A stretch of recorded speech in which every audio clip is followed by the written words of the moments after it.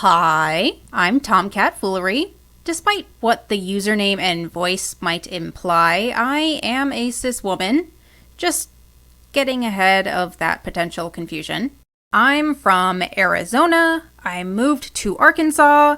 I'm asexual. And just like any internet goblin, I live for video games, anime, deeper than it has to be video essays, fan fiction, most recently chatting with AI bots, and spicy content. I know what you're going to say. You just said you're asexual. Why do you like spicy content? That is a conversation for another video, and Jaded Animation's already covered it, so deal with it for now.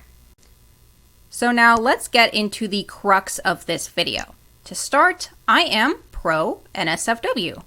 I am of the firm belief that having dedicated spaces for NSFW content and discussions is a very important and very productive part in moderating content. What is NSFW? Well, the definition of what is NSFW is pretty broad. The first thing that comes to mind for most people is schmexual content, i.e. pornography, smut, nude media, or any schmexual media created with the intention to evoke arousal. However, that is not the extent of NSFW. NSFW can also include explicit violence, gore, rampant and vulgar cursing, as well as exploring dark and disturbing topics and themes with little to no boundaries. Obviously, all of what I have described could negatively affect vulnerable people like minors, people suffering from mental illness, and people who have developed triggers. It is very important that these people are able to opt out of viewing NSFW content. But trying to censor or ban it will be about as successful as the United States prohibition during the 1920s and 30s. People want NSFW content and they'll find ways to access it, and creators will find ways to provide for that audience. And because it goes underground, creators will be less willing to tag things appropriately in fear of getting flagged or reported, and users who might have triggers or are just looking for that kind of content will be left to navigate searches and recommended lists completely blind. And users can't filter for specific NSFW content. Say if someone wants vanilla. They're left to drink from the fire hose, as you will, spending their time weeding out irrelevant content and risking being exposed to the darker regions of schmexual NSFW. While these regions have a place in NSFW spaces, it's important that users should be able to be informed of the content held within a piece of media before they access it. There's not reading tags and warnings, and then there's never being given any warnings or information to begin with. It's frustrating at best and traumatic at worst. Good examples of poor NSFW moderation would be Character AI and Wattpad. Wattpad has, in my opinion, a very limited search function on top of having absolutely no customizable filter, meaning any NSFW content is going to jump out and surprise you since there's no way to inform you.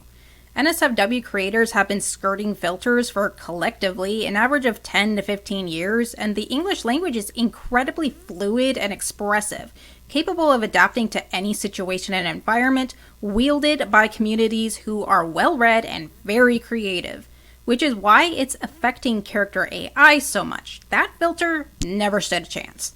For those who don't know, Character AI is a site/app that allows users to create and interact with characters powered by a bot designed to learn from user inputs to create semi-randomly generated responses.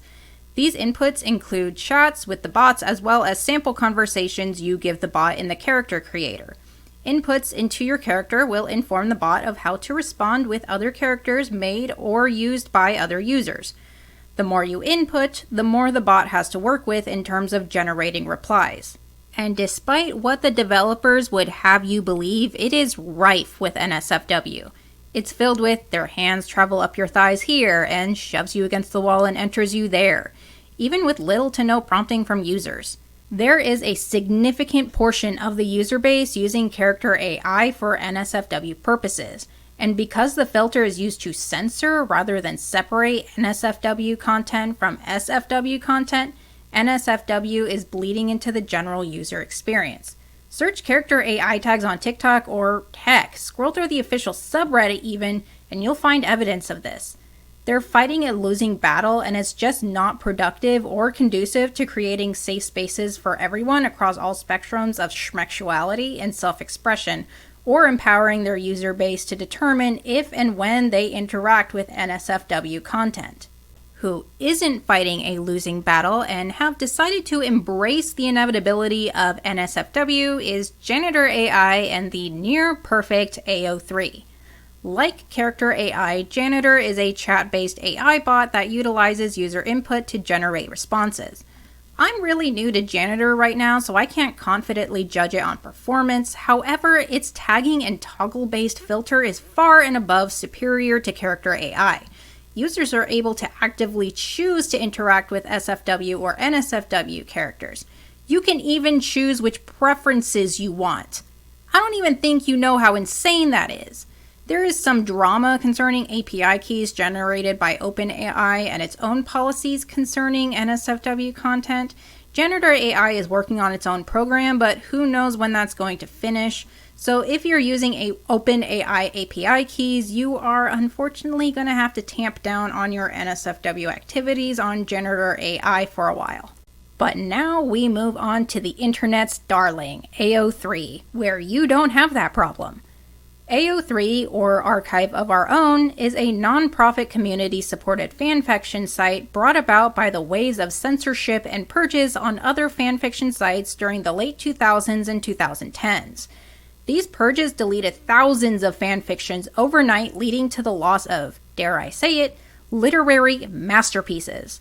And so, a group of talented individuals got together to create AO3, creating one of the best customizable filters and tagging systems on the internet. It appears overwhelming at first, however, it is simple to use, enabling you to search for pairings, genres, subgenres, NSFW or SFW. It even allows you to actively exclude all of the previously mentioned stuff and enables creators to put warnings in the descriptions. As a result, users are able to curate their online experience and their digital library, thereby are able to protect themselves and create an enjoyable experience for themselves, which is the entire point of content moderation. I think the problem lies in there not really being any dedicated online spaces that are designed for kids anymore.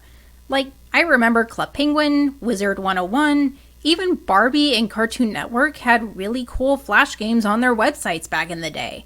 Back then, I had spaces on the internet that were created for children.